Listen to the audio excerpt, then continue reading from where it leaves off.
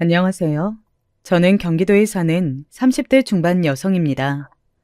늘 듣기만 하다가 이렇게 사연을 보내게 될 날이 올 거라고는 한 번도 생각해 보지 못했는데 저에게도 이런 날이 오기는 오네요. 물론 오지 않았으면 더 좋았겠지만 말입니다. 저는 좀 유별난 편이라는 이야기를 많이 들었습니다. 성격이나 딱히 이상한 행동을 해서 그런 건 아니었고 잘난 걸 이야기하는 걸 뭔가 병적으로 싫어했어요. 그런 게 조금 성격에 안 맞았다고나 해야 할까요? 아무튼 그랬습니다. 성적이 잘 나와도 떠들어대지 않았고 또 좋은 일이 있어도 막 주변에 알리거나 하지 않았어요. 그것 때문에 부모님들은 가끔 섭섭함을 내비친 적도 있습니다. 왜 좋은 일이 생겨도 안 좋은 일이 생겨도 말을 하지 않냐고 말이죠. 기쁠 때나 슬플 때나 언제나 가족과 함께하면 슬픔은 반이 되고 기쁨은 배가 되니 꼭 이야기하라 뭐 그러시면서 말이죠. 하지만 그런데도 제 성격은 쉽게 고쳐지는 것이 아니었어요. 물론 이건 가족분들에게만은 아니었습니다. 친구들이나 지인들에게도 마찬가지였어요. 저는 집이 굉장히 여유로운 편에 속하거든요. 아버지가 대기업에서 임원까지 하다 은퇴하셨고 엄마도 고위 공무원이셨어요. 물론 두 분 다 지금은 은퇴하셨지만 제 가장 친한 친구들도 저희 부모님이 뭘 하시는지는 몰랐습니다. 한 번은 제 친구가 저희 집에 놀러와 보고는 눈이 휘둥그레졌던 기억도 있어요. 야, 너네 집 부자였어? 왜? 안 그래 보여? 아니, 네가 하도 이야기를 안 하니까 나는 집이 조금 어려운가 보다 했지. 그리고 사실 제가 하고 다니는 것도 조금 그렇기는 했어요. 여동생이 매번 속이 터지다 못해 답답하다고 했으니까 말입니다. 옷을 좀 갖춰서 입고 다닐 생각은 없는 거야? 그냥 내가 편하고 내가 좋으면 됐지. 왜 남의 눈을 신경을 써? 언니랑 나랑 같이 다니면 언니는 주워온 자식인 줄 알 거야. 부모님이 차별한다고. 우리만 아니면 됐지. 가족들이 정말 많이 답답해했습니다. 물론 지금은 어느 정도 나아지긴 했지만 그래도 여전히 여동생은 저를 못마땅해 해요. 아무튼 그랬습니다. 대충 제 성격이 어떤지는 파악이 되겠죠. 물론 당연하게도 남편도 저희 집이 잘 사는 집인 줄 몰랐어요. 나는 당신이랑 연애할 때 진짜 힘든 집에서 어렵게 공부해서 온 집안의 기대를 안고 서울로 유학하러 온 듯 대학 온 사람이라고 생각했잖아. 그러면 나랑 결혼하기로 마음먹은 건 꽤 대단한 결심이었겠네? 그랬지. 그러니까 나는 당신을 정말 사랑한 거지. 조건 같은 건 하나도 생각하지 않을 만큼. 그런 남편의 말에 하하 하고 웃었던 기억이 나네요. 저는 좋은 대학을 나왔습니다. 그게 딱히 잘났다고 생각하지는 않아요. 부잣집에서 부모님이 시켜주는 과외와 온갖 지원을 다 받으며 좋은 대학을 온 게 그다지 자랑거리라고 생각하지 않았거든요. 남편의 말처럼 힘든 가정 환경에서 좋은 대학을 왔다면 그건 충분히 자랑할 만한 일이라고 생각하지만 말입니다. 그래서 시댁 식구들도 당연히 저희 집안의 구체적인 것들은 잘 모르셨어요. 그냥 아버지가 대기업을 다니셨고 어머니가 공무원인 중상층 정도 되는 집으로 알고 있습니다. 뭐 시어머니와 시아버지 두 분 모두 조건에 크게 연연하는 분들이 아니었기도 하고 저 정도면 평범 이상은 되잖아요. 그러니까 더 이상 캐묻지 않으신 것도 있고 말이죠. 의뢰 그러려니 하고 말입니다. 딱히 비밀로 했다기보다 굳이 이야기하지 않은 것, 그거죠. 남편은 대기업에 다녔습니다. 운이 좋아서 취직이 잘 된 케이스였어요. 저는 그보다는 조금 덜 유명한 중견기업에 다니다가 아이가 태어나면서 일을 그만두고 육아만 했어요. 원래 꾸미기도 좋아하지 않고 별 생각이 없어서 그냥 아줌마로 살아가고 있었습니다. 뭐 여동생은 이런 저를 늘 답답해하지만 말입니다. 아, 가족관계에 관해서 이야기를 안 했네요. 저는 오빠가 하나 있고 여동생이 하나 있습니다. 오빠는 지금 다니는 호텔에서 임원급으로 재직 중이고 여동생은 수의사예요. 세 남매 중에서 제가 가장 안 풀렸고 공부도 가장 못했습니다. 이런 부분 때문에 아마 더 주위에 제가 다니는 대학이나 집안 같은 걸 이야기하지 않았던 것도 있는 것 같아요. 형제 중에서 제가 제일 모자라니까 집안 덕을 보려고 저런 이야기를 하고 다니나 싶을 수도 있으니까요. 남편은 남동생이 하나 있었습니다. 도련님도 남편보다 공부를 훨씬 더 잘했어요. 당연히 학벌도 더 좋고요. 지금은 변호사로 일을 하고 있습니다. 딱히 도련님과 친하지는 않아서 더 이상 뭐라 설명할 건 없어요. 그리고 동서 이야기를 해볼게요. 오늘 제가 사연을 보내게 된 이유가 되는 사람이니 동서에 대해서는 조금 자세하고 긴 설명을 하게 될 것 같습니다. 일단 도련님은 결혼한 지 이제 1년이 조금 넘으셨어요. 그러니까 아직은 신혼인 셈이죠. 동서는 저보다 2살이 어리고 지금은 호텔에서 일을 하고 있습니다. 제 오빠와 직업이 같아선 내적 친밀감을 느꼈었는데 그건 저 혼자 그런 거였더라고요. 이 이야기는 차차 하도록 할게요.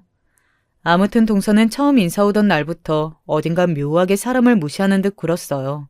제 직업을 물었고 지금은 일을 하지 않고 아이만 본다고 하자 약간 내리깔아 보며 이런 이야기를 하더군요. 그래도 능력 있으시면 다시 일 시작하세요.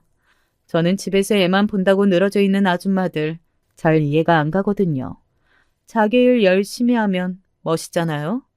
라고 말이죠. 사실 초면에 그런 이야기하기 쉽지 않잖아요. 속으로는 어떻게 생각하든 말입니다. 그 이야기를 듣고 직감적으로 알 수 있었습니다. 동서는 자신과 제가 격이 맞지 않는다고 생각하는구나. 그리고 나를 무시하고 있구나 하고 말이죠. 하지만 별 신경을 쓰지는 않았어요. 어차피 자주 볼 사람도 아니었고 동서가 속으로 저를 무시하건 말건 제가 그렇지 않으니까 그건 별 상관없다고 생각했었습니다.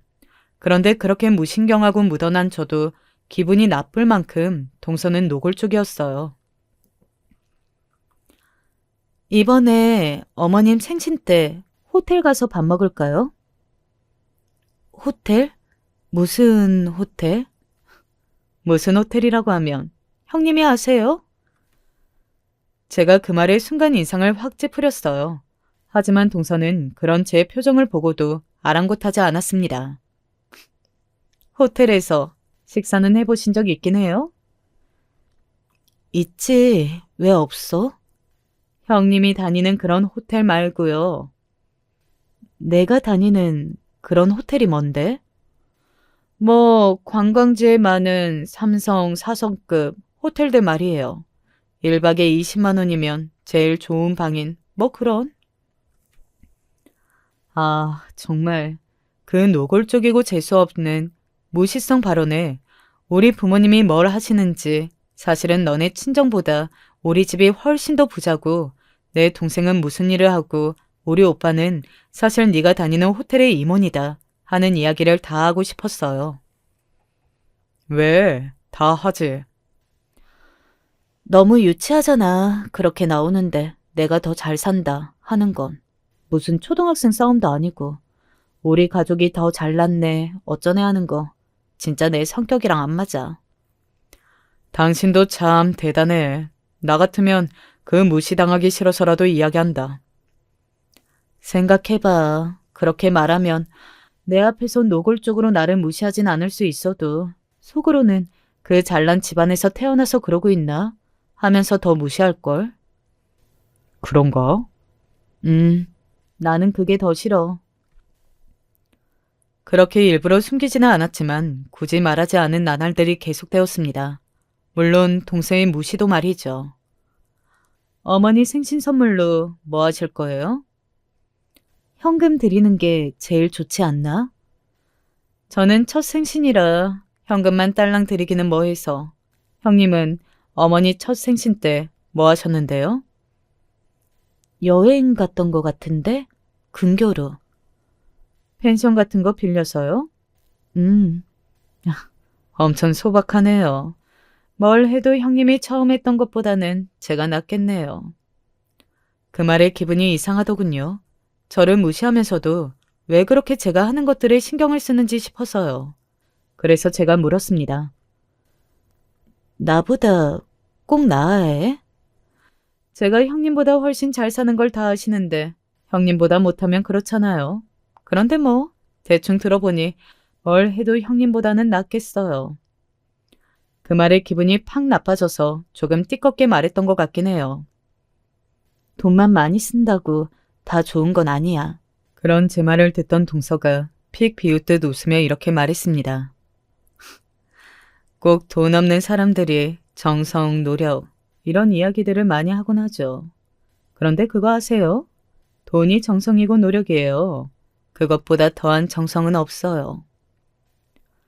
그런 사고방식을 가지고 있는 사람들이 참 불쌍하다는 생각을 예전에 했던 적이 있었는데 동서가 딱 그런 사람이더라고요. 말문이 막혀서 아무 말도 하지 못하는 걸 자신이 이겼다고 생각했는지 웃으며 말을 덧붙였습니다. 이번 주 주말에 시간이나 좀 비워두세요. 왜? 어머니 생신 선물 사드리러 백화점 같이 가기로 했는데 어머님이 형님이랑도 같이 가자고 하셔서요. 왜 그러시는 건지는 모르겠지만 아마 동서는 그래서 저를 더 미워하고 견제한 게 아닐까 싶긴 해요. 시어머니가 저를 참 좋아하셨거든요. 야무지고 아이도 잘 키우고 어디 하나 흠잡을 곳이 없다고 만면일감이라며 매우 말입니다. 동서 입장에서는 그렇게 생각했을 법도 해요.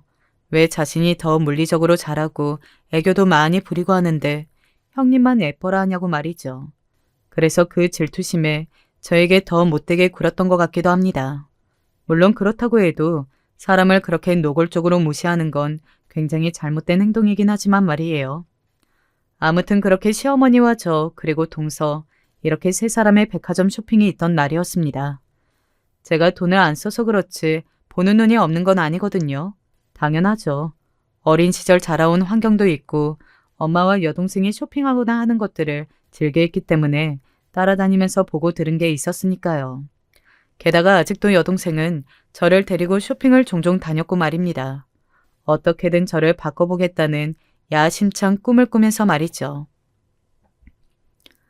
그것보다 이게 더 어머님한테는 어울릴 것 같은데요? 어머머, 며느님이 엄청나게 보는 눈이 있으시네. 이거 이번에 저희 주력 상품이거든요.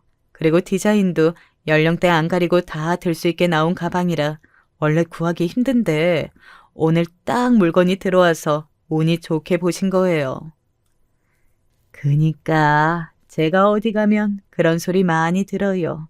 물건 보는 눈이 있다고. 그래서 내가 우리 큰애 데리고 쇼핑을 많이 다니지. 그런 모습을 정말 못마땅한 듯 보고 있던 동서가 시어머니가 잠시 다른 곳을 보고 있는 사이 저에게 다가와 조용히 말했습니다. 그건 그거대로 슬플 것 같네요. 뭐가? 보는 눈이 있는데 못 사는 거 말이에요. 차라리 보는 눈이 없으면 못 사도 슬프지는 않을 텐데. 저게 좋고 예쁘다는 걸 아는데 돈이 없어서 못 사는 건 정말 슬프잖아요. 놓치지 않고 이 와중에도 무시할 거리를 찾아내는 동서가 대단하다고 생각했던 것 같아요. 별로. 나는 정말 가지고 싶지 않아서. 입에 침이나 바르고 거짓말하세요. 가지고 싶지 않은데 이렇게 브랜드나 명품에 대해서 잘한다고요? 그걸 누가 믿어요? 사실 동서 말이 맞긴 하더라고요. 가지고 싶지도 않고 관심도 없는데 이렇게 잘 아는 건 신기한 일이긴 하잖아요. 물론 거기에 여동생이 관심이 많아서 나를 데리고 쇼핑을 하러 다닌다, 어쩐다 이런 이야기를 하려면 또 우리 집안 이야기를 해야 하고 그건 싫고 하니 거기서 입을 그냥 다물었습니다. 그랬더니 동서는 자기가 한 말에 더 확신을 가진 듯 했고 말이죠. 그동안 제 앞에서 그런 물질적인 거에는 전혀 관심 없는 척 하시더니 역시 사람은 그럴 수가 없는데. 그쵸? 건수 하나 잡았다는 듯 비꼬며 저를 무시했지만 저는 속으로 명상 한번 하고 말았습니다. 그러든가 말든가 제가 아니면 기분 나빠할 필요가 없다고 생각하면서 말이죠. 나중에 깨달았는데 그렇게 넘어간다고 생각했지만 아니었더라고요. 제 안에 하나 둘 쌓이고 있던 중이었습니다. 아무튼 그렇게 시어머니의 생신 선물을 고르고 동서는 호텔에서 밥을 먹자며 식사를 예약을 한다더군요. 그래서 제가 말했습니다. 그런 곳은 비싸지 않아? 나도 같이 낼게. 직원 할인돼요. 그리고 얼마인지 알고 같이 내신다는 거예요? 진짜 기절 초풍하실 텐데? 부담을 덜 해주려고 물어봤지만 결국에는 무시로 되돌아오더군요. 그 이후로 동생에게 뭔가를 해주겠다 하지 않았던 것 같아요. 그리고 시어머니의 생신 식사는 결국은 저희 식구는 가지 못했습니다. 동서는 뭐 할인 적용이 4사람밖에 안 돼서 그냥 4사람으로만 했다. 형님은 이런 비싼 식사 부담스러워서 못하실 것 같아서요. 라고 했지만 나중에 뒤에서 하는 말을 들었었습니다. 아니 그런 곳에 쪽팔려서 어떻게 형님을 데려가? 분명히 집에서 입던 잠옷 같은 거 걸치고 올 게 뻔한데. 나는 절대 부끄러워서 못 데리고 가. 포크, 나이프 어떻게 집어야 하는지도 모를걸. 그래도 어머니 생신 식사에 형이랑 형수님을 못 모시고 가는 건 내가 알아서 할 테니까 당신은 모른 척하고 있어. 라고 대화 나누는 걸 말이죠. 그렇게 4사람만 호텔에 가서 식사했어요. 사실 저는 딱히 하지 않아도 됐었거든요. 남편도 말이죠. 그곳은 오빠가 일하는 호텔이었고 오빠는 그 호텔의 임원급 직원이었습니다. 당연히 저도 그리고 남편도 몇 번이나 가서 식사해봤어요. 저희 가족이 같이 밥을 먹을 일이 있으면 자주 가기도 하고 말입니다. 아이고, 그네 식구들도 같이 갔으면 너무 좋았을 텐데. 괜찮아요. 저희는 다음에 가면 되죠? 그래, 다음에 꼭 같이 가자꾸나. 너무 좋더구나. 그때 처음으로 저희 집 이야기를 자세히 하지 않은 걸 후회했습니다. 저렇게 좋아하시는 줄 알았으면 종종 모시고 갈 걸 하는 생각이 들었거든요. 그래서 조만간 저희 오빠가 뭐라는 사람인지 이야기해야겠다고 생각했어요. 그리고 자주 모시고 가야겠다는 생각도 말입니다. 과연 형님이 모시고 날 날이 올 수 있을지는 모르겠지만 말이에요. 옆에서 또 작은 목소리로 빈정거리는 동서를 한 대 쥐어받고 싶었고 말입니다. 그렇게 얼마간의 시간이 지났습니다. 친정에 갔다가 오랜만에 오빠를 만났어요. 여름에 우리 호텔 한번 와. 호캉스 프로그램 좋더라. 너 온다고 하면 방 하나 빼놓을게. 애들이랑 와도 되고 매제랑 와도 되고. 매번 오빠한테 신세 만지니까. 가족끼리 그런 게 어딨냐? 언니, 나랑 가. 나랑. 그래, 둘이 오면 되겠네. 사실 거절하려고 했지만 동생이 자신도 가겠다며 같이 가자고 끼어드는 바람에 얼떨결에 가기로 이야기가 되어버렸습니다. 이번에는 나랑 쇼핑도 좀 제대로 하자. 나 돈 없어. 엄마 카드 가지고 왔어. 나이가 몇 살인데 엄마 카드로 쇼핑해? 언니가 하도 안 써서 제발 좀 쓰라고 나한테 쥐어주더라 엄마가. 그런 이야기를 들으니 또 거절할 수 없겠더라고요. 그리고 나이가 들면서 느낀 점 중에 하나인데 사람이 조금 느슨해진 것도 같더라고요. 조금 빡빡하게 생각했던 부분도 유연하게 넘길 줄 알게 되기도 하고 말이죠. 저도 이제 그런 부분에서 너무 고집을 피우지 않기로 했습니다. 그리고 여동생과 백화점 쇼핑을 하러 가서 옷도 가방도 하나씩 샀어요. 사실 여동생은 더 사라고 했지만 아직은 저는 그렇게까지는 하지는 못하겠더라고요. 그리고 며칠 뒤 그 옷을 입고 오빠가 일하는 호텔 그리고 동서가 일하는 호텔로 호캉스를 하러 갔습니다. 사실 이렇게 빼입고 간 것도 그날 적극적으로 오빠의 권유를 거절하지 않은 것도 사실은 동생에게 한 방을 먹이고 싶어서도 있어요. 그 호텔에 가면 어쨌든 동서를 마주치게 될 확률이 높으니까 말이죠. 그리고 제 그런 예상은 바로 적중했습니다. 어머, 형님? 호텔에 들어서가 얼마 되지 않아서 바로 저를 그렇게 부르는 동생의 목소리가 들려왔어요. 제가 어? 오늘 동서 근무일이구나.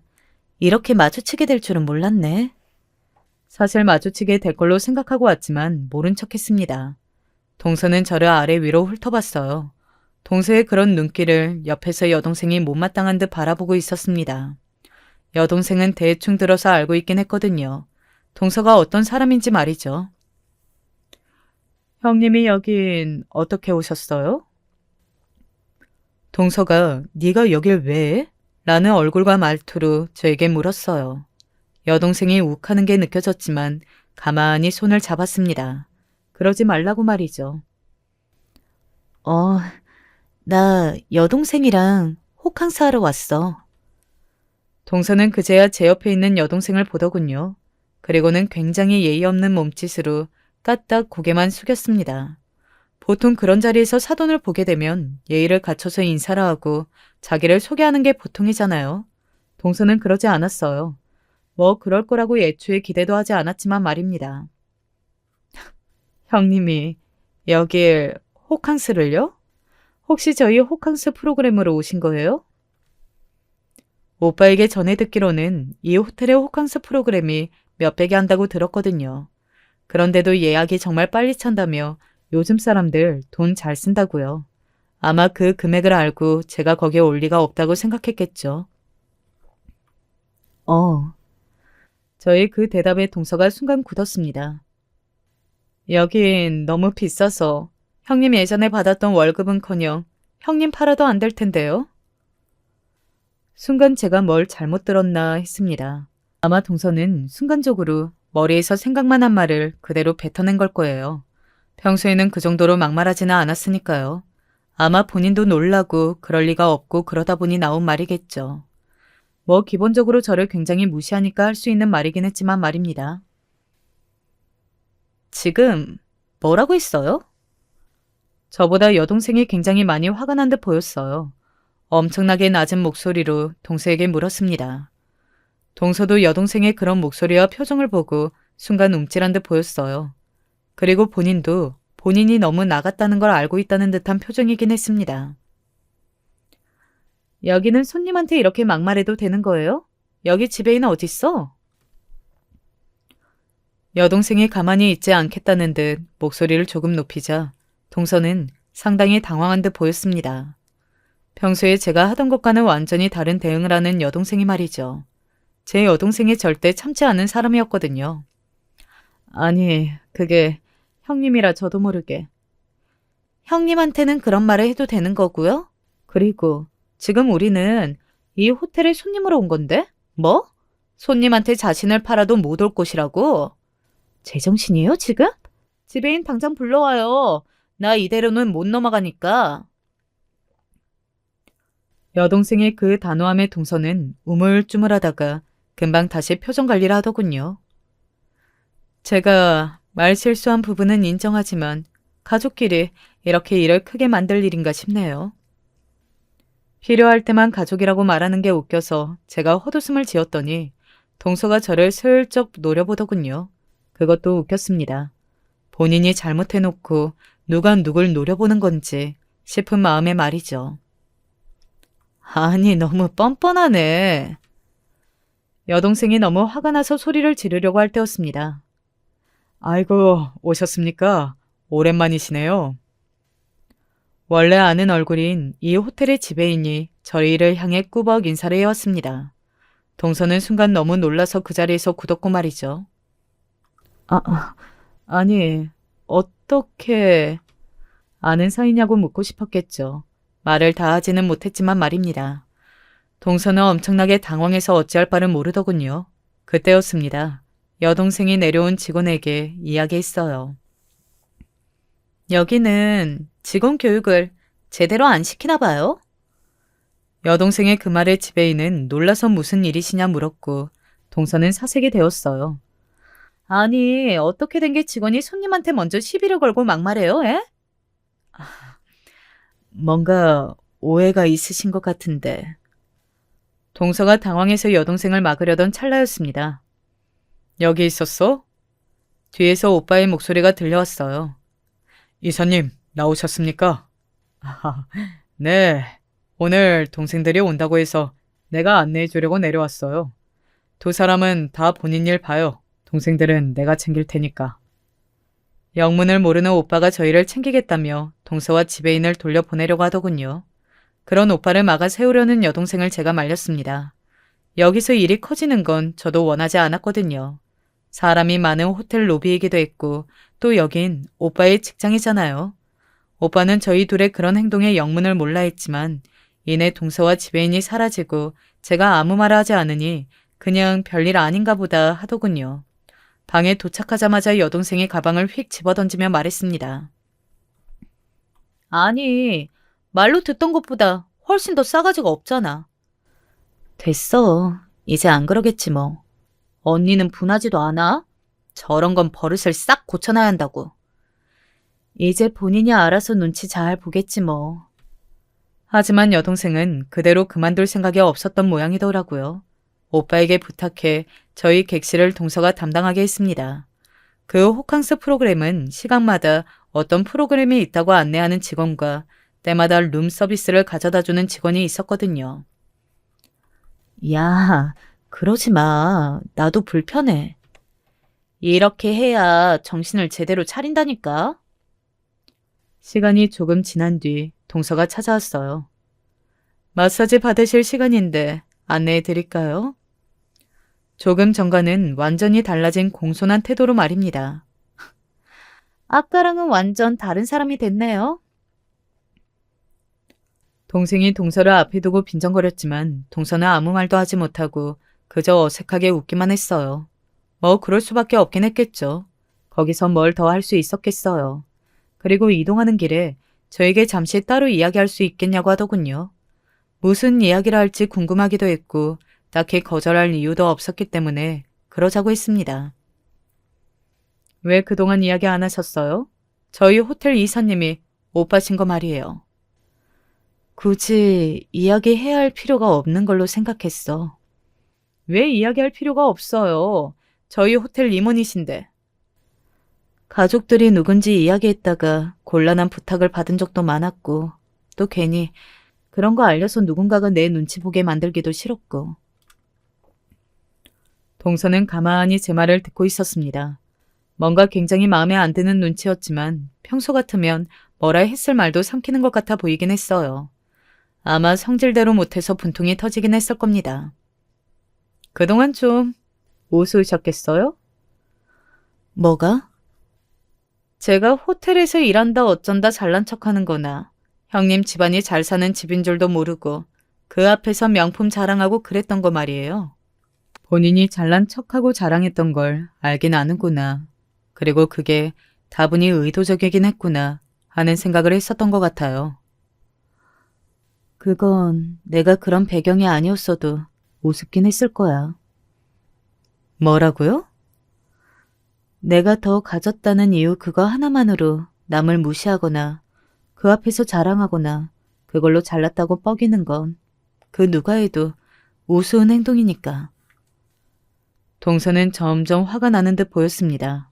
사람 앞에서 면전에다가 그동안 네가 한 모든 행동과 말이 우스웠다는 말을 제가 하고 있었으니 말입니다.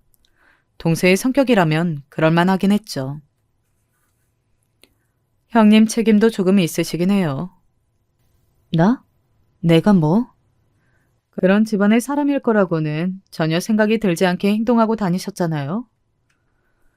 그 와중에도 제가 없어 보인다고 이야기하고 싶었나 봅니다. 이제 저에게 그러면 안 되는 걸 누구보다 잘 알고 있을 만큼 똑똑한 사람이 그러는 거 보면 말이죠. 그게 무슨 소리예요? 두 사람 아는 사이예요? 그때 오빠가 나타났어요. 원래 오빠는 저희가 호텔에 오면 자주 내려와서 뭐 불편한 거 없는지 필요한 건 없는지 살피곤 했거든요. 가족에게 정말 잘하고 가족을 정말 좋아하는 사람이었어요. 동서가 순간 놀라 그 자리에서 굳었습니다. 아까 이야기 안 했구나. 내 동서야. 원래 오빠에게는 말하지 않을 생각이었거든요. 여동생이 동서에 대해 워낙 저희 집에 안 좋게 이야기하고 다닌 게 있어서 동서라고 하면 좋게 생각할 리 없으니까 말입니다. 아, 그 너한테 막 한다는? 오빠는 가만히 중얼거렸어요. 그리고는 동서를 위아래로 훑어봤습니다. 우리 호텔 직원이라는 이야기는 왜 여태 안 했어? 그게 뭐 중요한가? 왜 안 중요해? 중요하지. 오빠는 어딘가 의미심장하게 그렇게 이야기했어요. 그런 오빠의 시선을 그대로 받아내는 동서는 엄청나게 긴장한 듯 보였습니다. 손끝이 살짝 떨려오는 걸 제 눈으로 봤거든요.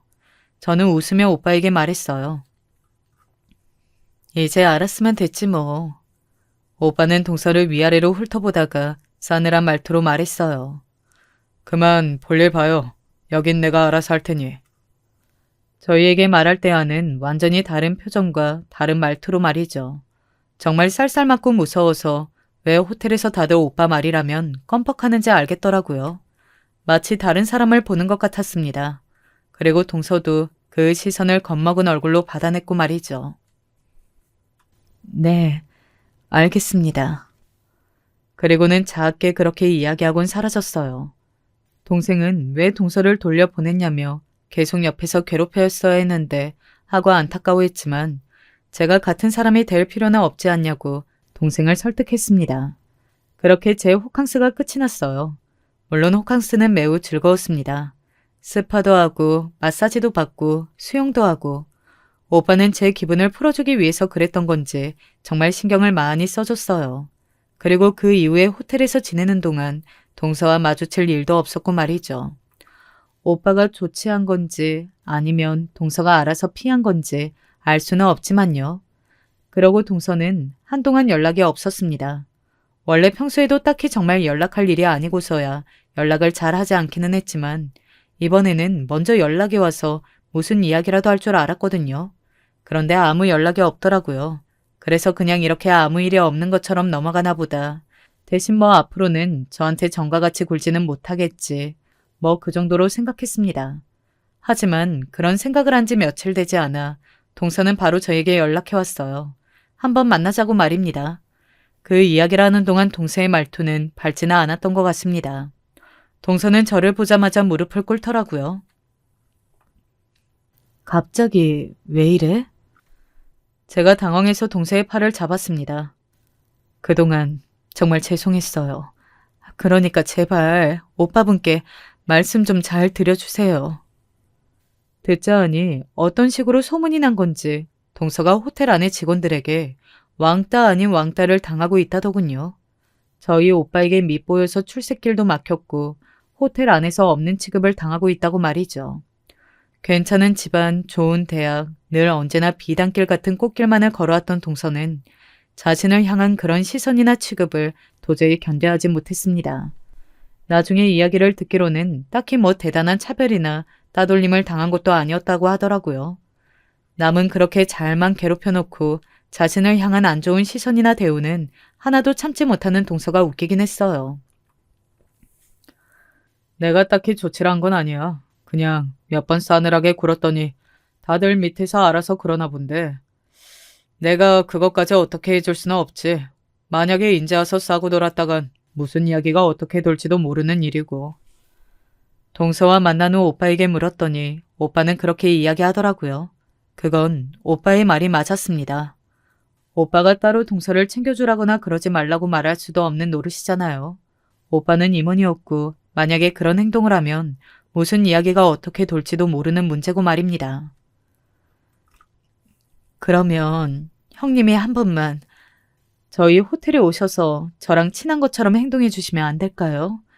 그러면 그걸 본 다른 직원들이 다 오해였구나 하고 생각할 거 아니에요. 동서의 말에 일리가 있긴 했지만 그동안 제가 동서에게 당한 걸 생각하면 굳이 그래주고 싶지는 않아서 고민을 많이 했어요. 평생 형님이 하라는 대로 다 하고 살게요. 제발 한 번만 부탁드려요. 네? 여동생은 그 부탁을 들어준 저를 호구라고 하면서 엄청나게 화를 냈지만 당시에 저는 그렇게 할 수밖에 없었습니다. 어찌되었건 한 가족으로 평생 얼굴을 보고 살 사람인데 아예 끊어낼 수도 없었고 말입니다. 그렇게 제가 호텔에 다시 방문하게 되었어요. 어머, 형님 오셨어요? 제가 언제 도착할지 미리 알고 있었던 동서는 말 그대로 버선발로 마중을 나와 저를 반겼습니다. 그간 저를 본 동서의 얼굴 중 가장 밝았던 것 같아요. 그리고 모든 직원이 들으라는 듯 큰 소리로 저에게 그러더라고요. 우리 형님께서 오셨으니까 오늘은 제가 풀코스로 다 쏠게요. 손님 많은데 이렇게 시끄럽게 해도 돼? 저 지금 퇴근해서 괜찮아요. 그러고 보니 동서가 사복 복장이긴 하더군요.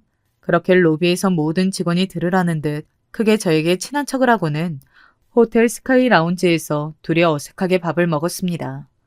물론 동서는 직원들이 지나가면 중간중간 저에게 가식적으로 친한 척을 하는 걸 잊지 않았고 말이죠. 그 모습을 보고 있으니 웃음이 나긴 하더군요.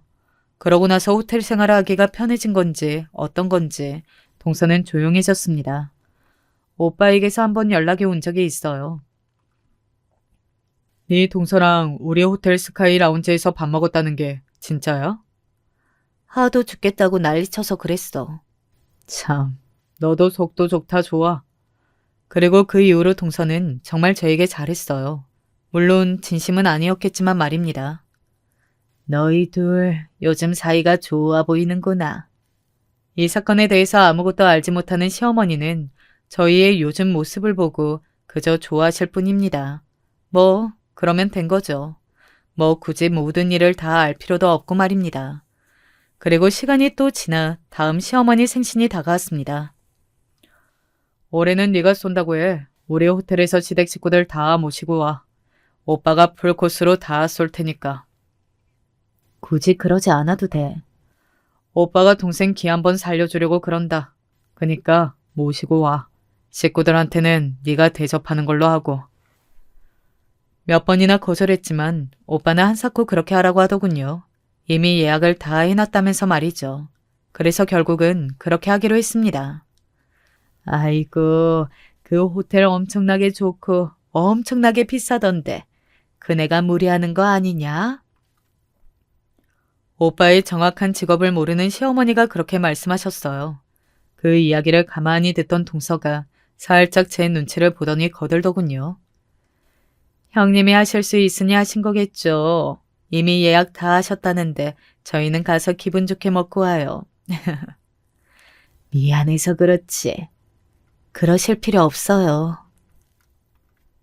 그렇게 이번에는 동생의 식구와 시어머니 시아버지 이렇게 네 사람이 아닌 저희 식구까지 다 같이 그 호텔로 밥을 먹으러 갔습니다. 오셨습니까? 오빠가 어떻게 이야기하고 뭘 준비해둔 건지 로비에서부터 지배인이 나와서 안내하더군요. 그런 모습을 본 시어머니와 시아버지 그리고 동서도 놀란 듯 했습니다. 호텔의 꼭대기층으로 안내를 받고 시어머니가 놀라서 얼떨떨한 얼굴로 지배인에게 물었어요. 원래 이런 걸 해주시나요? 작년 생일에도 여기서 밥 먹었는데 안 그랬던 것 같은데. 시어머니의 그 얼떨떨한 질문에 호텔 지배인이 살며시 웃으며 저를 한번 보고는 말했습니다. 원래는 아닌데 오늘은 특별히 저희 호텔 이사님의 부탁으로 이렇게 제가 직접 안내해드리게 되었습니다. 이 호텔 이사님이요? 아유, 우리 둘째 며느리가 여기 직원이라 그러신가 보구나. 아이고, 이런 호강을 다 하네. 저희 오빠가 이 호텔의 이사라는 걸 전혀 모르시는 시어머니가 그렇게 이야기했고 동서는 어딘가 굉장히 민망한 듯 입술을 꼭 깨물었어요. 그리고 호텔 지배인이 의아한 듯 고개를 갸웃했습니다. 보통은 가족끼리 그런 사실을 모를 걸로 생각하지는 않으니까요. 네? 그게 무슨 말씀이시죠? 첫째 며느님 친오빠분이 저희 호텔 이사님이시잖아요. 호텔 지배인의 그 말에 저희 오빠의 직원을 알고 있던 남편과 동서를 제외한 모든 사람의 시선이 저에게 집중되었어요. 저는 민망한 얼굴로 그저 하하 하고 웃을 수밖에 없었습니다. 일부러 숨긴 건 아니었지만 뭔가 상황이 민망하게 되어버려서 말이죠. 왜 여태 이런 이야기는 하지 않았니? 어쩌다 보니. 에이, 형님이 설마 일부러 안 하신 거겠어요? 약간 서운함을 느끼신 시댁 어르신들을 동서가 적극적으로 나서서 저를 변호해 주더군요. 곧 오빠가 나와 직접 와인을 대접하고 인사를 하고 다니며 그런 분위기마저 좋게 변했던 것 같습니다. 나중에 들은 사실인데 동서는 그 뒤로 회사에서 이사님과 사돈이라는 이유로 굉장히 대접받는 것 같더라고요. 오빠가 말해줘서 알았습니다. 뭐 그걸로 딱히 이득을 취한다거나 하는 행동은 하지는 않지만 그 사실 자체만으로 동서에게 득이 되는 건 맞는 것 같았어요. 이 이야기를 들은 여동생은 분노했고 말입니다. 그래서 여동생은 그 뒤로 몇 번 오빠의 호텔이나 동서가 직원으로 있는 그 호텔을 찾아가 동서를 향해 갑질 아닌 갑질을 몇 번 한 것 같았습니다. 물론 동서는 웃으면서 그저 받아낼 수밖에 없었고 말이죠. 물론 이렇게 되긴 했지만 그럼에도 저는 아직 동서를 완전히 용서하거나 동서가 편해진 건 아니에요. 이렇게 사람이 어떤 조건에 놓여 있다는 이유 하나만으로 완전히 동전의 앞면과 뒷면이 바뀌듯 순식간에 태도가 바뀌는 사람을 어떻게 가깝게 지낼 수 있겠어요. 그리고 그간을 저를 숨쉬듯 무시했는데 말입니다. 그리고 제가 딱히 그런 부분에서 응징이나 복수를 하지 않아도 동서는 곧 자신의 행동에 대한 대가를 치르게 되긴 했어요. 그 이야기를 들으시면 역시 사람은 절대 쉽게 바뀌지 않는다는 것을 여러분들도 아실 수 있으실 겁니다. 라운지에서 굉장히 허름하게 입고 있던 노신사가 하루 종일 죽치고 앉아 있으니 호텔 손님들이 수근거렸나 보더라고요. 보통 그런 경우에는 직원들이 잘 타일러서 그분을 밖으로 모시거나 한다더라고요. 호텔 내부에서 잡음이 생기는 건 안 되기도 하고 또 호텔 직원들은 그런 이유만으로 손님을 무시하거나 하면 호텔 이미지에도 좋지 않으니 말입니다. 그런데 그 노인분을 밖으로 모시는 과정에서 동서가 해서는 안 될 말을 했나 보더라고요. 다 늙은이가 주제도 모르고 라는 말입니다. 그 말을 들은 노인이 노발대발 화를 냈고 손님 중에 한 분이 그걸 영상으로 찍어 인터넷에 공개하는 사건이 발생하고 말았어요. 물론 동서의 얼굴은 모자이크 처리가 되어서 올라갔고 인터넷에서도 호텔의 빠른 대처로 영상이 금방 내려가긴 했지만 사건이 꽤나 커졌습니다. 그래서 호텔 내부에서 동서를 징계 처리하기로 했나 보더라고요. 그리고 알고 봤더니 그 노인분이 상당히 재력가였다고 합니다. 물론 세상에는 그래서는 되는 사람이 있고 없고가 따로 정해진 건 아니었지만 동서는 정말 그렇게 행동하면 자신에게 좋지 않은 사람을 건드린 거였어요. 운이 없게도 말이죠. 물론 이건 평소에 행실이 그랬으니 그런 태도가 나온 거긴 하니 본인이 만든 업보긴 하지만요. 동서는 저에게 그 징계에 대해 오빠에게 잘 말해줄 것을 여러 번 부탁해왔습니다. 하지만 저는 들어줄 수 없었어요. 원래부터 그런 곤란한 부탁을 혹시나 듣게 될까봐 우리 집 배경을 이야기하지 않은 것도 있었고 게다가 그 노인분이 상당한 제어력가시라 이번 일은 그냥 넘어갈 수 없게 되었다고 이미 오빠에게도 이야기를 다 들은 뒤였으니 말입니다. 왜 그 노인네는 하필 우리 호텔에서 그러고 있었던 거야? 동서가 술에 취해서 저에게 부탁하러 전화를 했다가 제가 그런 이유로 오빠도 함부로 할 수 없다고 하니 동서가 소리를 고래고래 질렀던 게 기억이 나네요. 동서는 징계로 발령이 이상한 곳으로 난 것 같았습니다. 남편의 이야기로는 그만두라는 이야기를 그런 식의 발령으로 하기도 한다더군요. 본인과 전혀 상관없는 부서로 발령을 내거나 완전 한직으로 발령을 내서 나가라는 이야기를 돌려서 하는 거지. 예전으로 따지면 책상 빼는 거나 마찬가지인 거야. 그러면 동서는 호텔을 그만둬야 하는 거야? 보통 그런 식으로 발령이 나면 얼마 못 버티긴 하더라. 자존심도 상하고 눈치도 보이고 그렇거든. 그 호텔은 동서의 자부심이었습니다. 자신이 일하는 곳이 얼마나 멋진 곳인지 늘 자랑하고 다녔거든요. 그러니 우리 오빠가 그 호텔의 이사인 걸 알았을 때 정말 죽을 만큼 싫었을 텐데 저에게 고개를 숙인 거기도 하고 말이죠. 하지만 자신이 불러온 업보로 호텔에서 그런 취급을 받고 있으니 누굴 탓할 수도 없는 노릇 아니에요. 언니 동서는 언니뿐 아니라 그냥 자신보다 없어 보이는 사람들은 기본적으로 무시하는 말을 입에 달고 사는 타입이었나 봐. 그러니 이런 일로 그렇게 되지. 동생의 말이 맞다고 생각하며 고개를 끄덕였습니다. 그리고 동서는 얼마 가지 않아 호텔을 그만뒀다고 했어요. 아마 그 자존심 센 사람이 그걸 버틸 수 없었겠거니 하는 생각이 들었습니다. 그리고 한동안 동서는 가족 모임에도 나오지 않고 조용히 지내는 것 같았어요. 그런데 조용히 지내는 게 아니었나 보더라고요. 집안에서 아무것도 하지 않고 음식은 시켜 먹고 청소도 빨래도 설거지도 하지 않은 채 지내다 보니 당연히 도련님과 마찰이 생길 수밖에 없었습니다. 도련님도 처음에는 그런 일이 생겼으니 하면서 이해를 해준 것 같았지만 길어지니 당연히 견딜 수 없는 부분들이 생기긴 시작했겠죠. 남편에게 듣기로는 요즘 하루에도 12번은 더 싸우고 도련님 입에서 이혼 이야기가 나오는 것 같다고 하더군요. 얼마 전에 술 한잔 하자고 해서 나갔더니 나한테 이혼해야 할 것 같다고 그러더라. 솔직히 모른 척하고 싶었지만 그래도 그냥 가만히 있을 수는 또 없겠더군요. 성격이 그런 걸 어떡하겠어요. 그래서 동서를 만나러 갔습니다. 도련님이 이혼 생각하고 있는 거 알아? 그 사람이 그래요? 나 같아도 하루 종일 집에서 아무것도 안 하고 그러고 있는 사람을 오래 보면 지치지. 이혼하려면 하라고 하세요. 진짜 밖에서 그런 이야기하고 다니는 남자랑 저도 못 살아요. 자존심 세우지 말고 잘 해결해봐. 동서, 도련님이랑 헤어지면 분명히 후회해. 도련님, 지금 홧김에 그냥 하는 말 아니고 진지하게 생각 중이신 것 같으니까.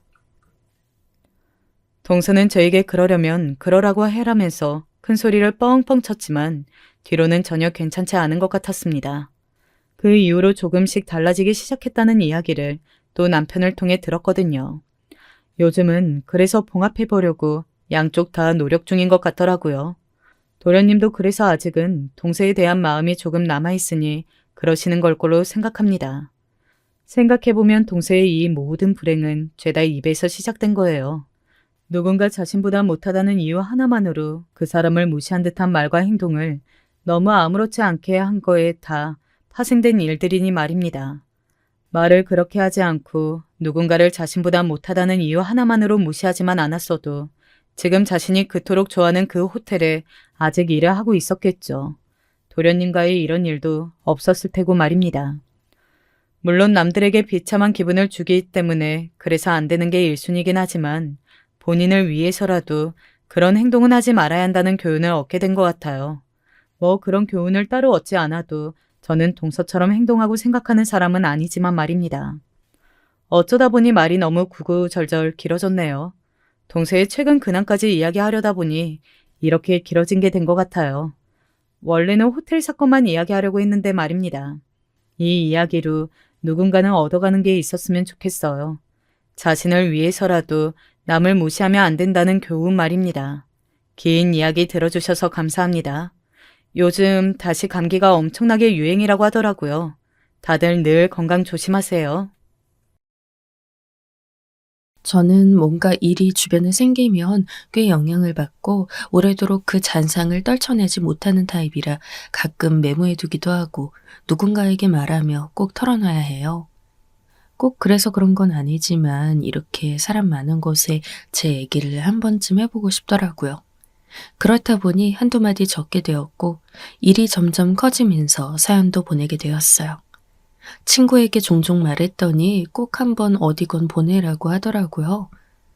처음엔 라디오를 생각했는데 어릴 때 매번 실패만 했던 경험이 있어 톡톡 사연에 도전해봤어요.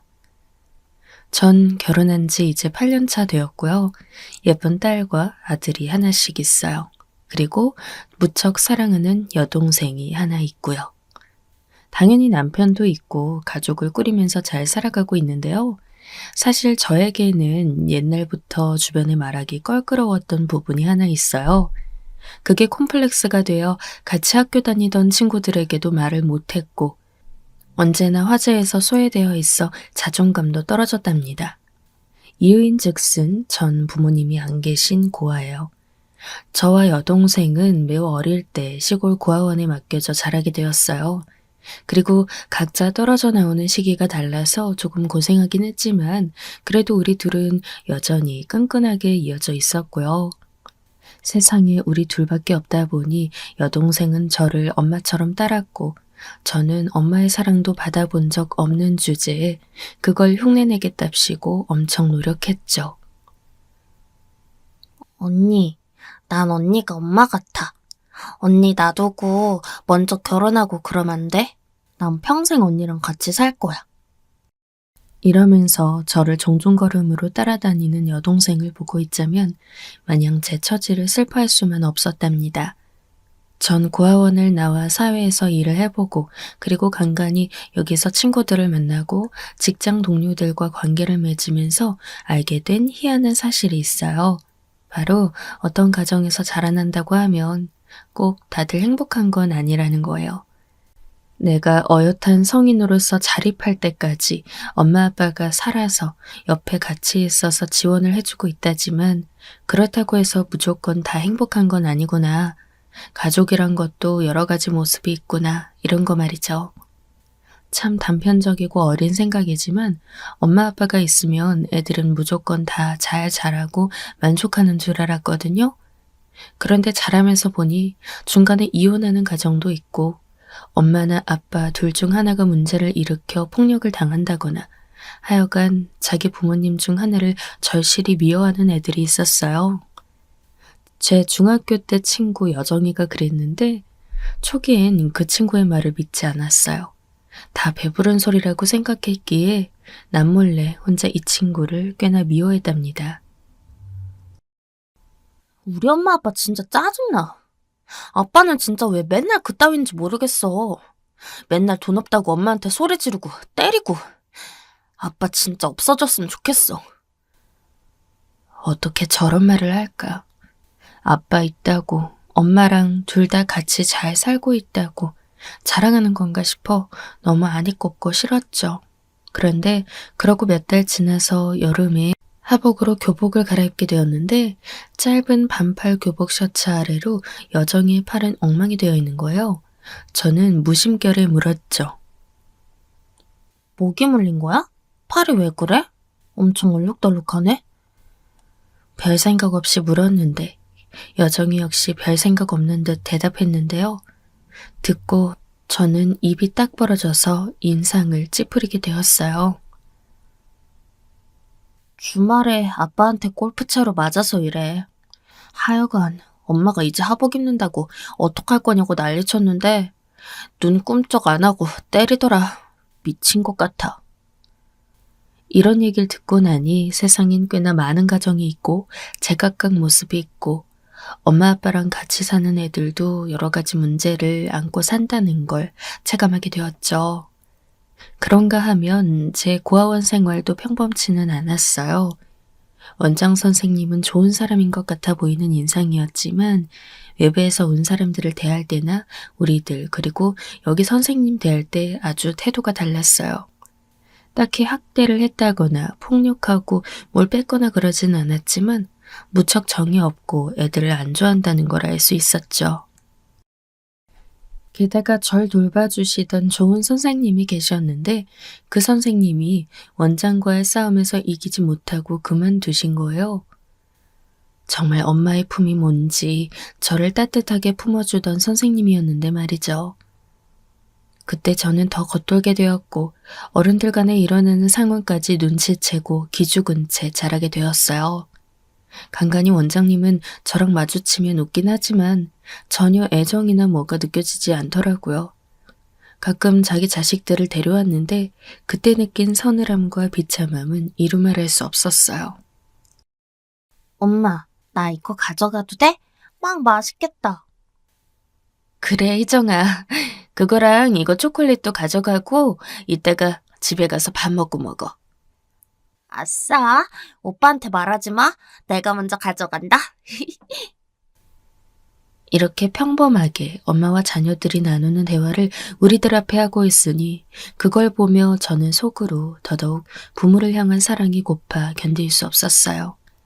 매번 자원봉사 해주러 오던 어떤 이모와 삼촌이 있었는데 어떻게든 정들지 않겠다고 다짐했답니다.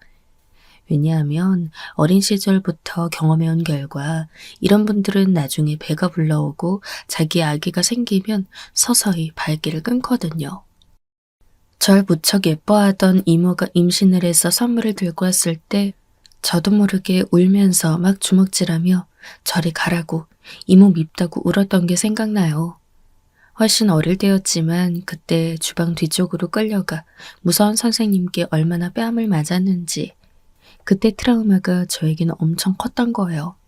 그러니 어린 마음에 저와 꼭 닮은 동생을 맨날 딱풀 마냥 붙어서 지켜보고 따라다녔고 얘는 저와 같은 경험을 안 하도록 늘 가르쳐주고 알려주곤 했어요.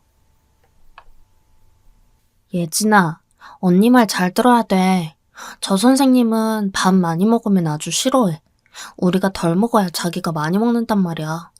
저 선생님이 배식할 땐 조금만 받아. 알았지? 대신 다른 날엔 다른 선생님이 하니까 그때는 조금 더 달라고 해. 언니가 간식도 남겨놨다가 너 주고 할게. 이러면서 달랬고 고아원 내에서 애들끼리 가끔 치고받고 싸우거나 기싸움이 심히 벌어질 때도 절대 안 지려고 어떻게든 버티고 또 버텼어요. 그나마 중학교를 가고 하니 애들끼리의 서열 싸움은 덜해졌지만 점점 고아원에서는 저를 짐으로 느끼는 게 체감되었죠. 저도 두렵게 느껴지고 불안함을 갖고 있었지만 막상 고등학교에 가서 친구들이 진로를 생각하는 걸 보니 얼른 이 지긋지긋한 생활을 무마하고 싶더라고요. 그래서 학교 졸업하고 돈을 얼마 받아서 사회로 나오게 되었고요. 전 일부러 인문계도 아닌 실업계를 갔었기에 취업길부터 일찍이 알아두고 있었어요. 그 누구도 날 책임져 주지 않고 내 먹거리를 해결해 주지 않을 것이며 나에게 동생도 있다 보니 대책을 빨리 생각해야겠더라고요. 이때 이 부분에서 고2 때 담임 선생님께 상담했는데 이후 너무 감사하게도 선생님이 좋은 직장을 알려주셨어요. 작은 회사였는데 잡무까지 다 담당하는 격리 자리가 난 거죠. 다들 취업을 생각하거나 수시 지원을 하거나 아님 대학 진학을 하려는 애들이 많던 분위기 속 좀 일찍 고3 중간에 취업을 했답니다. 현진이 너는 아주 야무지고 똑부러지잖아. 사실 여기가 좀 작긴 해도 빠릿빠릿하고 일 잘하는 직원 원하고 봉급도 나쁘지 않게 주는 편이야. 아무리 생각해봐도 현진이 너밖에 생각이 안 나더라. 얼마나 기특하니 벌써부터 동생을 챙길 생각을 하고 말이야. 난 네 나이 때 그렇게 살지 않았어. 선생님이 어떻게든 도움 주고 싶다. 전 부모복도 없고 고아원 원장복도 뭣도 없지만 정말 감사하게 아주 중요한 시기에 선생님을 아주 잘 만났어요. 제가 고3이 되어 다른 반이 되었는데도 절 불러다 좋은 취업 자리 정보를 연결해 주셨으니까요. 새로 들어간 직장에서 모든 게 알딸딸하고 긴장하게 되었지만 희한하게 몇 주가 지나고 나니 대략 일들이 눈에 보이더라고요. 제 수준에 맞는 일들을 차근차근 전해주셨기에 가능한 일이었지만 그래도 이런 단계를 밟아갈 수 있도록 옆에서 많이 도움을 주셨어요. 덕분에 첫 월급이란 것도 받아보게 되었고요. 그렇게 적응을 하고 사회에 나와 방을 얻고 동생을 데려오기까지 무척 열심히 일했던 것 같아요. 회사에서도 별의별 자격증을 따서 갱신하겠다고 힘썼고 일한 지 3년 차가 되어 전 적당한 규모가 있는 회사로 옮겨가게 되었죠. 말단에서 아주 살짝 위에 있는 자리였지만 스스로가 대견했어요.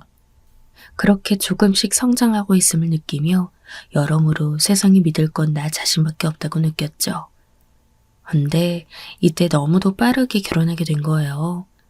좀 너무 갑작스럽다고 느끼실 텐데 실제로도 아주 갑작스러운 상황이긴 했어요. 같은 직장에서 만난 바로 윗사수가 저에게 고백을 했고 다른 사람에게 뺏길 수 없다. 결혼하고 싶다며 아주 총공격을 해왔거든요. 현진 씨는 모르는 일이겠지만 저기 이 대리도 그렇고 현진 씨를 보는 눈들이 많아요. 난 현진 씨 처음 만난 순간부터 눈을 뗄 수 없었어요. 다른 놈들에게 뺏기고 싶지 않아요. 그러니 우리 결혼하고 알아가요. 네? 세상에 이런 엉망진창 고백을 듣는 여자가 또 있을까 싶은데 실제로 이런 일이 있더라고요. 연애만 하자 해도 어이없을 터인데 다짜고짜 결혼이라니. 그리고 전 이 무렵 고작 23살밖에 안 됐어요. 대충 적게 한다고 해도 끼케야 다들 25은 넘어야 할 때였거든요. 그리고 제 밑으로는 5살 아래 그때 고2였던 여동생도 있었고요. 그런데 무슨 말 같지도 않은 말인지. 하지만 엄청 격렬하게 구애해오고 있으니 잠시 제 머리는 마비가 되었죠. 그러고 싶지 않다고 딱 잘라 말했는데 무척 충격받은 얼굴로 답했어요. 미안해요. 아무래도 그렇겠죠? 알겠어요. 미안해요. 그러고도 끈질기게 굴면 어떡하나 싶어 회사를 옮길 생각도 하고 머리가 아픈데 이상하게 이 남자가 이후로 완전히 저에게 관심 끊고 쳐다보지도 않았어요. 그렇게 두어 달 흐르는 사이 아주 희한하게도 주변 새로 들어온 여자 직원들이 그렇게 이 사람에게 들려붙는 거예요. 심지어 저에게 도움을 요청하고 말이에요. 아, 혹시 김 대리님 잘 알지? 어디 사는지 알아? 여자친구 없는 거 확실해? 아, 나 진짜 잘해보고 싶거든. 저 옆팀 여자애도 눈독 들이는 것 같아서 엄청 짜증나. 자기가 좀 도와주라. 의외로 그 사람은 많은 여자들로부터 보이지 않게 혹은 보이게 여러모로 푸시를 받고 있는 사람이었어요. 저도 사람인지라 괜스레 좀 초조했는데 본격적으로 제 마음을 충동질했던 사건이 있었답니다. 바로 앞서 말했던 직원이 울면서 저에게 술자리를 좀 같이 해달라는 거예요. 나 대리님한테 차였어. 도저히 못 있는 여자가 있어서 안 된대. 우리 회사 사람이라는데 지금 다니는 사람이냐 아니냐 했더니 그런 것까지 굳이 얘기해야 되냐고 하는데 대체 누구야? 자긴 알아? 내가 뭐가 부족하다고. 이 말을 들으니 저도 가슴이 막 울렁이면서 복잡한 심경이 되더라고요. 난생 처음 느껴보는 감정이었어요.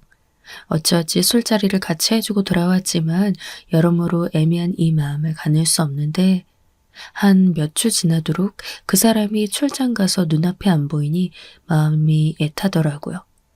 헌데 돌아온 날 저랑 마주쳤는데 순식간에 저는 숨이 멎은 듯해서 말이 안 나왔어요. 내가 이 사람을 이렇게 기다리고 있었다는 걸 스스로 체감하고 놀랐던 거죠. 그런데 갑자기 저에게 훅 다가오더니 여전히 머쓱해하고 슬픈 얼굴로 말하는 거예요. 현진 씨, 잘 지냈어요? 우리 친구로라도 지내면 안 될까요? 내가 연애를 해본 적이 별로 없어서 참 여자분에게 감정을 어찌 표현해야 하는지 잘 모르겠네요.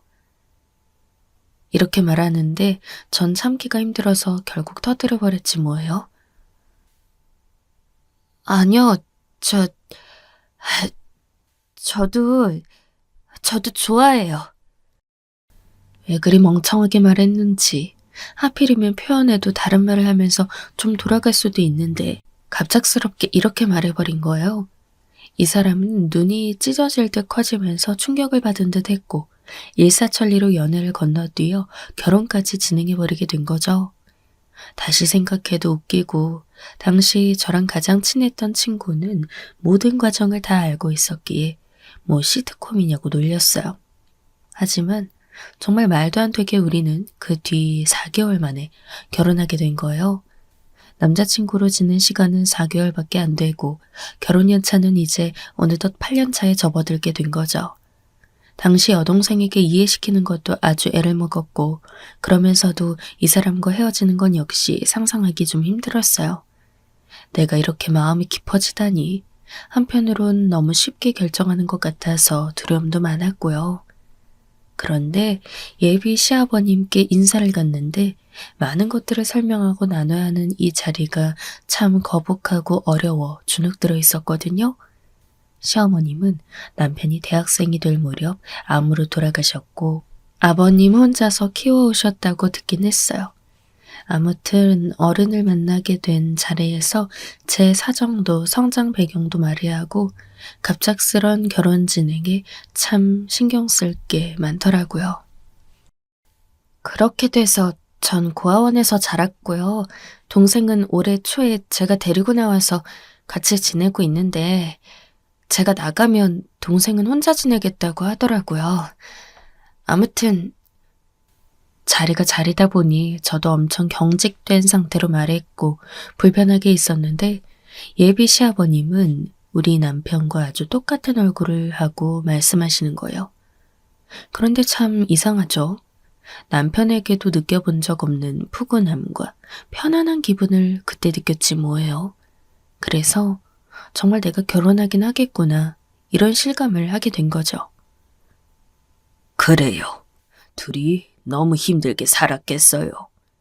정세가 말했는지 모르겠는데 나도 부모님이 거의 안 계시다시피 자랐지. 장남으로 자라면서 홀로 동생들 챙기느라 아주 힘들었어. 그 마음 내가 아주 잘 알아. 요즘 같은 때도 이렇게 힘들게 사는 사람들이 있네. 아가씨가 정말 고생을 많이 했네요. 나중에 알게 된 사실인데 아버님은 중학교도 채 졸업을 못하셨다 하더라고요. 부모님이 집에 계시지도 않고 밖으로 떠돌아다니시고 자기는 밑에 동생들을 챙기고 먹이느라 일찍 일선에 뛰어드셨다고 해요.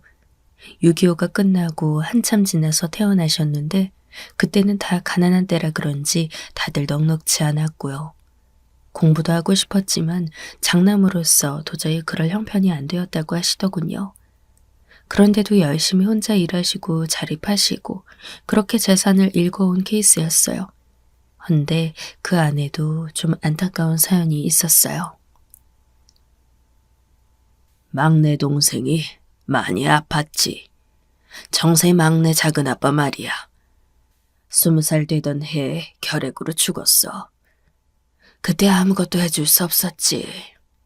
날 그렇게 아버지처럼 따랐던 앤데 나랑 12살 차이였는데 그렇게 갔어. 아버님은 그때까지 혼자 몸으로 돈을 벌어 갖다 드리고 늦지막이 장가 가시고 몸이 아픈 동생이 신경 쓰여 늘 가슴 아파하셨나 봐요. 근데 그 노력이 빛을 발하지 못하고 막내 동생이 사망한 걸 보면서 더더욱 가족에 대한 애틋함이 크셨던 모양이에요. 그런 와중에 어머님과도 일찍 사별했으니 아버님 가슴 안에는 아픔이 많으신 것 같았어요. 하지만 우리 남편은 아주 사랑을 많이 받고 자란 케이스였고 남편 말을 들어보면 다른 남자들과 달리 아버님과 무척 잘 지내는 것 같았죠. 난 아버지랑 영화도 보러 잘 가고 가끔 장도 보러 가고 그래. 와, 신기하다. 우리 회사 남직원들은 가끔 집 얘기나 아버지 얘기만 나와도 어색해 죽으려고 하던데. 대부분 남자들이 그래. 아버지랑 단둘이 있으면 뭘 어떻게 해야 할지 몰라 난감해하지. 난 그렇지 않아. 어릴 때부터 어머니가 좀 아프셨고 아버진 그럴 때 내 기분을 좋게 해주려고 인디애나 존스나 홍콩 영화 같은 것도 같이 틀어주시고 총싸움도 하고 어떻게든 외동아들이랑 놀아주려 하셨어. 그런 자잘한 추억들이 쌓이니 이젠 내가 아버지를 끌고 영화관 가서 팝콘도 사드리고 까먹으면서 신작 영화 구경도 하지. 아버지는 나한테 띠띠 동갑을 넘긴 친구 같은 존재야. 전 이런 모습을 보면서 남편이 참 부럽고 또 부럽게 느껴졌어요. 부모란 존재는 그런 거구나. 그리고 그런 사랑을 받고 자란 남편이 제 배우자로 있게 되어 너무 감사하더라고요. 전 경험해보지 못했지만 적어도 남편을 보면서 조금은 배울 수 있으니까요. 그리고 제 애한테는 남편이 그런 사랑을 그대로 물려줄 수 있지 않을까 생각했어요. 거의 평생을 부모의 사랑에 대한 허기를 느끼며 언제나 목말라 있던 저에게 그 완충지가 있다는 건 아주 중요한 일이었거든요. 그런데 전 단순히 그런 부분을 내가 새로 만드는 가정에 적용시키고 싶었을 뿐이었는데 전혀 생각지도 않았던, 이렇게 표현해도 될지 모르겠지만 1+1이 따라왔다고 할까요? 그런 상황이 일어나게 된 거예요. 이때 제가 결혼도 그렇고 아버님도 좋은 분이라 여러모로 안심했지만 여전히 마음 놓을 수 없는 게 바로 제 여동생 문제였거든요. 얘도 알 만큼 알고 머리도 컸기 때문에 제 행복을 빌어주긴 했지만 혼자 놔두고 온 게 늘 마음에 걸렸어요. 그럴 수밖에 없잖아요. 그런데 얘는 엄청 쿨하고 말도 무뚝뚝하게 하는 애라 속으로 뭔 생각하는지 도통 알 수도 없고 티도 안 내는 애였답니다. 예진아, 뭐 필요한 거 없어? 뭐 먹고 싶은 말해. 이따 언니네 놀러와. 고기라도 같이 구워 먹을까? 에이, 됐어. 신혼부부 사는 집에 가서 내가 뭐 깽판 칠 거 있냐? 둘이 잘 놀아. 나 공부해야 돼. 이러면서 신경도 안 쓰는 척 하지만 저는 동생 나이대를 지나와서 그런지 한참 마음도 허하고 진로가 신경 쓰일 것 같아 걱정되더라고요. 남편도 혼자 있는 처제에게 늘 미안한 마음을 갖고 있었고요. 내가 처제한테서 널 뺏어온 것 같아서 늘 미안한 기분이 들어. 난 신경 쓰지 말고 주말이나 평일에 언제든 처제 불러서 같이 놀고 그래. 그러면서 자리 내주는 바람에 어느새 동생도 좀 와서 같이 어울리게 됐고 애가 은근 이런 분위기를 재밌어하는 걸 보니 마음이 놓였어요. 근데 아버님도 이 흐름에 끼게 된 거예요. 새아가, 내가 뭐 좀 갖고 왔는데 잠깐 문 좀 열어줄 수 있겠냐? 이것만 놓고 금방 가마. 아버님은 요리를 꽤 잘하는 분이었어요. 아마 아프신 어머님을 두고 혼자 아들을 키우다시피 했으니 어지간한 요리는 거의 다 잘 하시더라고요. 저희 먹으라고 국이랑 반찬 그리고 어디서 받아오신 과일들이며 채소까지 잔뜩 갖고 오셨어요. 아이고, 사돈처녀도 있었네. 이거 좀 나눠서 가져가요. 그러다 보니 이날 다 같이 식사하고 집에 돌아가는 길에 아버님은 구태여 본인이 태워다 주신다며 제 동생을 집까지 데려다 주셨어요. 음식도 나눠서 들려보내주시고요.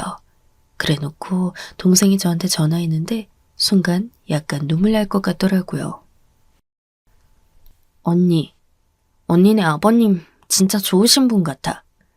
나 여기 빌라 공동문 열고 들어가는데 언니 아버님이 내려서 계속 지켜보시더라. 언니도 알지만 여기 골목 입구 으슥하고 기분 나쁘잖아. 내가 문 열고 올라가면서 계단 창문으로 살짝 봤는데 내가 2층에 산다고 해서 그런지 들어갈 때까지 확인하시는 것 같았어. 여기 불 켜지는 거 보시고서야 차에 타시더라고. 아까 내가 이 근처 성범죄자 많이 산다고 얘기해서 그러시나? 아무튼 언니, 뭔가 좀 기분이 그렇더라. 있잖아, 아빠가 있었다면 그런 느낌이려나? 너무 갑작스런 얘기라 좀 웃기지만. 동생은 덤덤한 듯 말하는 듯 했지만 아마 저와 비슷한 감정을 느낀 것 같아요. 전화를 끊고 왜 그렇게 순간 가슴이 미어지던지요. 나만 결혼하고 동생을 거기에 놓고 온 것 같아 늘 미안한 감정이었는데 그걸 또 누군가가 이렇게 생각지도 못하게 이어주는가 싶어 엄청 가슴이 저려왔어요. 아버님이 제 동생을 그렇게 챙겨주셨다고 생각하니까 단 한 번도 우리 자매가 살면서 경험해보지 못한 따뜻함을 체험하니 엄청 마음이 찡하고 울리더라고요. 그 감정에 푹 빠져있고 얼마 되지도 않았는데 아버님이 몇 주 지나 저에게 전화를 하셨어요. 처음엔 당연히 아니라고 했지만 그럼 안 되는 거 알면서 저도 내심 불안했던 탓에 결국 어영부영 승낙을 하게 되었네요. 새아가야, 사돈 처녀 보니 아직 저렇게 어리고 학생인데 그렇게 혼자 둬서 쓰겠어? 우리 정세랑 결혼한답시고 저렇게 어린 동생을 그냥 두고 왔으니 새아가 너도 마음이 편하겠나 싶다. 내가 그날 데려다 주다 보니까 너무 위험하더구나 주변이. 예전에 도둑도 한번 들었다면서. 그 내가 다 불안해서 못 지켜보겠더라. 그러시면서 아버님은 너무 놀랄만한 제안을 건네신 거예요. 우리 1층 밑에 어떤 아가씨 세를 주고 있었는데 마침 8월에 나간다고 했거든. 아직 좀 시간이 남긴 했지만 일단 여기 생각해보는 게 어떠냐. 원룸 크기고 좁긴 하지만 화장실도 있고 다 있어. 너네 집이랑도 여기가 훨씬 가까우니 사돈 처녀도 그렇고 새아가 너도 동생이 가까이 있으니 마음 편할 거 아니냐. 여차하면 바로 윗집에 나도 있으니까 혹여나 도둑이니 이런 거 걱정 안 해도 되고 말이야. 이때 저도 혹했던 것이 아버님 댁 바로 앞에는 지구대 경찰서가 있었어요. 그래서 치안도 좋은 편이긴 했거든요. 사실 제가 결혼하기 두어 달 전 도둑이 든 적이 있었어요. 다행히 저와 동생 둘 다 집을 비운 날이긴 했지만 여자 둘이 사는 집에 온 옷장이며 다 파헤쳐 있고 그걸 다시 손수 정리하면서 어마어마하게 손이 떨렸거든요. 경찰에 신고를 했는데도 제대로 들어주지도 않고 그 정도 도난은 뭐 대수롭지 않다는 듯이 반응하고 말이죠. 그런 와중에 근처에 성범죄자가 산다는 우편은 또 어찌나 그때그때 날아오는 건지 주의를 주는 건지 겁을 주는 건지 설사 주의를 준다고 해도 우리가 할 수 있는 일도 없는데 너무 겁이 났죠. 그런 환경에 동생을 두고 왔으니 저라고 마음이 편할 수가 없었어요. 아직 학생이니 돈 받을 생각 없어. 대학생 되면 알바해서 내라고 해라.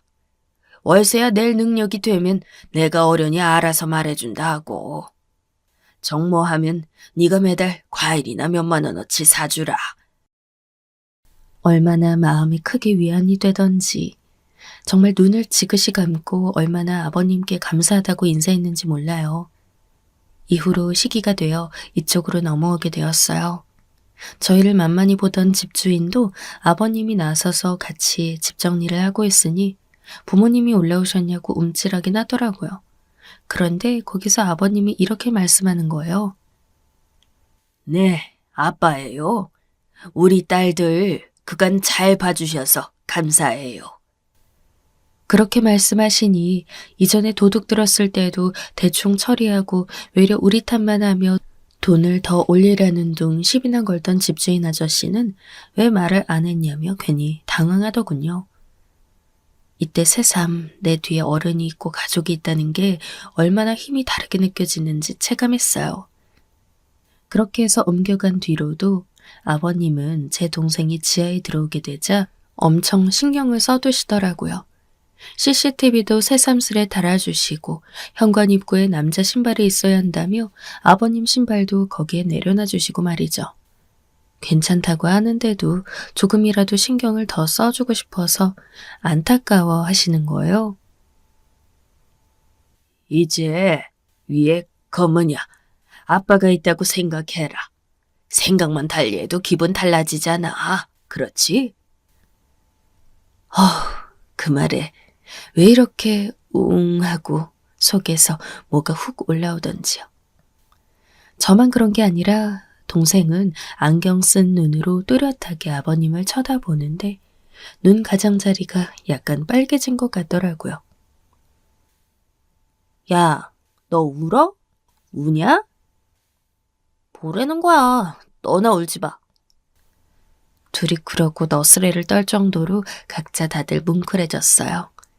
우리 둘은 서로 표현해 본 적은 없지만 각자 삶을 경험하는 어딘가에서 제각기 부모님이라는 존재를 고파 있었으니까요.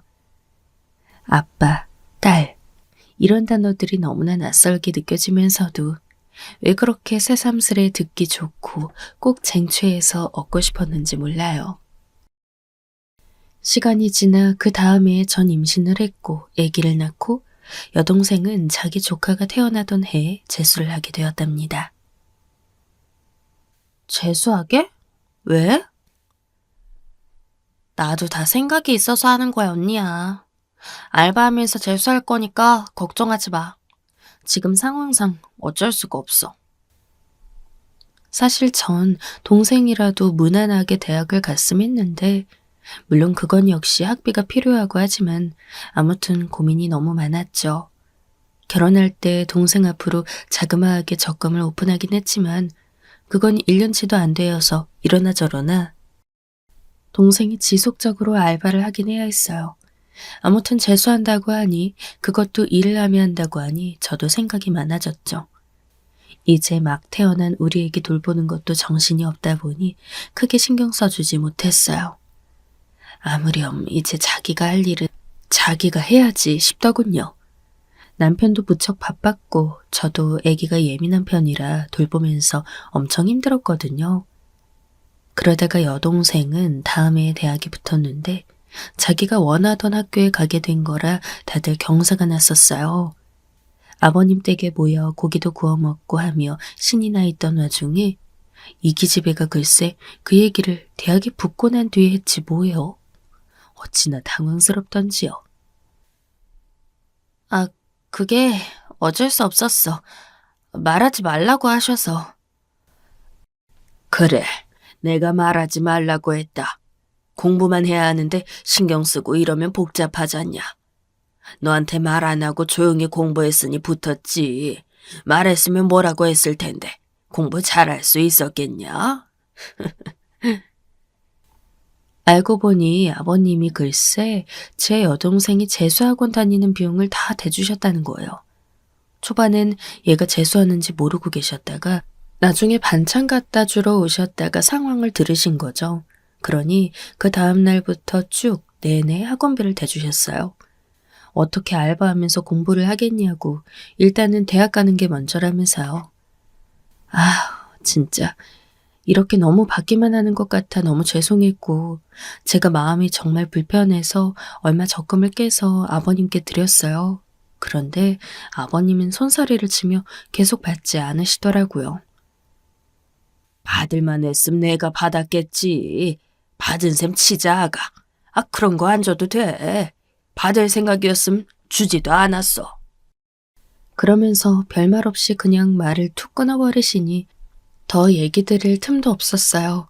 전 이게 제 마음 안에 무거운 빗줄로 남아있어서 늘 볼 때마다 죄송했고 언제나 여동생에겐 엄격하게 아버님께 예의 잘 지켜서 행동하라고 말하곤 했답니다.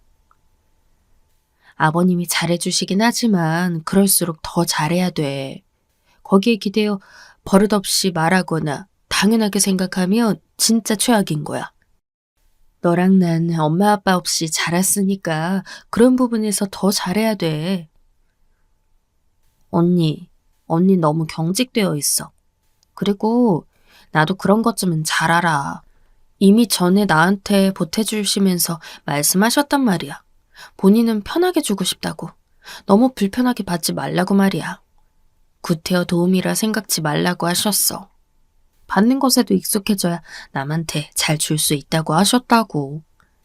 나도 직장 취업하면 갚아드릴 생각이지만 한 번쯤은 나도 그런 배려나 사랑 같은 거 막 다 재고 고민하고 그러지 않고 딱 한 번 정도는 그냥 편히 받아보고 싶어. 그럼 안 돼, 언니? 그런 게 부모랑 자식인 거잖아. 나 그거 그냥 잠깐 흉내라도 냄새라도 맡아보면 안 되는 거야? 이때 전화를 끊고 전 한참을 울었습니다. 저랑 동생은 늘 그런 환경에서 딱딱하게 뒷계산하며 미움받지 않도록 노력하며 살았어요. 반드시 갚는 게 전제되어 있는 상황에서 살아왔고 아무런 대가 없는 사랑 그런 건 구경도 못 해본 것이었고요. 저야 자식을 낳아보니 그게 뭔지 알겠지만 받은 적이 없어 따라해보느라 여간 애를 먹은 게 아니거든요. 그나마 전 부모의 입장이 되어 조금이라도 체험해보고 있었지만 동생은 그런 경험이 없으니까요. 그런 자기에게 무수하게 쏟아지는 우리 아버님의 아빠 역할을 어느 정도는 많은 생각 안 하고 누려보고 싶었던 것 같아요. 예전엔 그런 생각 가끔 할 때마다 내 동생이 짠하고 어디에 있는지도 모를 엄마 아빠를 다시금 원망하기만 했는데 시간이 갈수록 아버님의 저런 배려나 사랑이 참 대단하다는 생각을 했어요. 난 저렇게 할 수 있을까? 아버님 역시 누군가에게 사랑을 많이 받아봐서 베푸시는 것도 아닌데. 그러면서 좀 세상을 보는 눈이 아주 조금 껍질이 벗겨지듯 새로워진 것 같더군요. 헌데 그 후로 우리 둘째가 태어나고 얼마 안 되어 우리 집엔 매우 큰일이 들이닥치게 되었으니 한 생명이 우리에게 닿고 우리와 머무르던 한 생명이 우리 곁을 떠나게 된 것입니다. 그렇게 마음을 써주고 우리를 아껴주셨던 아버님께서 심장마비로 돌연 숨을 거두시게 된 거예요. 이것 또한 여동생이 아버님 댁에 그릇을 돌려드리러 올라갔다가 알게 된 거고 이후 여차저차 상황이 넘어갔음에도 불구하고 끝내 이 모든 일을 이전으로 되돌릴 수는 없게 되었어요. 당시에 남편은 야근하느라 직장에 있었고 우리 중 누구도 아버님이 갑자기 우리 곁을 그렇게 떠나실 것을 상상하지 않았어요. 당연히 언제까지나 그 집에 있으면서 주말마다 아버님 댁에 모여 밥을 먹고 TV 보고 근거리 드라이브나 하면서 시간을 보낼 거라고 평범하게 생각했죠. 너무 착한 사람, 좋은 사람들은 좀 더 우리와 같이 있어주면 안 되는 건지, 우리 곁에 머물렀던 잘해주던 사람들의 시간이 늘 짧은 것을 저는 또 떠올리고 말았습니다. 이때 저도 저였지만 제 동생이 무너지는 모습은 옆에서 지켜보기 아플 정도로 아주 어마어마했어요. 동생은 몇 번이나 아빠라고, 아버님을 아빠라고 부르면서 오열하고 몸을 부르르 떨고 있으니까요. 우리 남편이 다가가 진정시켜보려 해도 제 동생은 계속해서 끊임없이 울며 나중엔 물까지 토해내며 울며 늘어져 있었어요. 아빠. 아버님을 제일 먼저 발견한 것도 동생이었고 아들인 제 남편보다 동생은 더 울부짖으며 장례식장에서도 기력을 찾지 못했어요.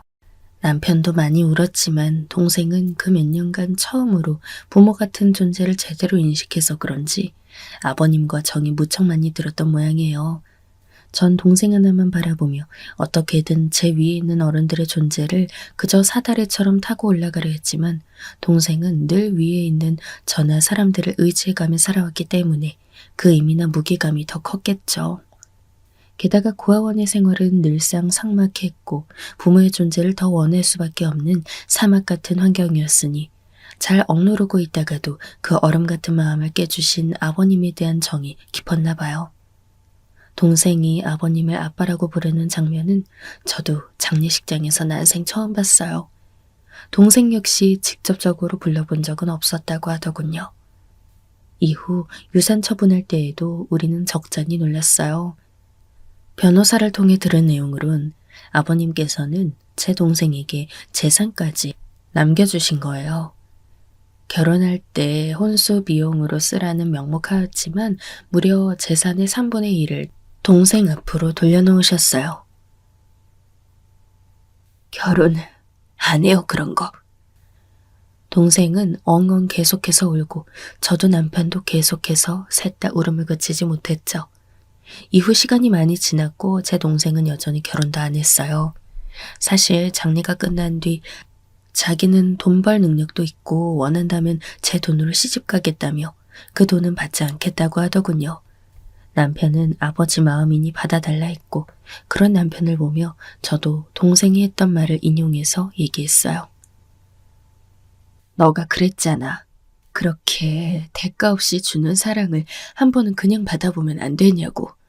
흉내라도 냄새라도 맡아보면 안 되냐고 했잖아. 아버님이 그렇게 주고 싶다고 저렇게 남기신 거잖아.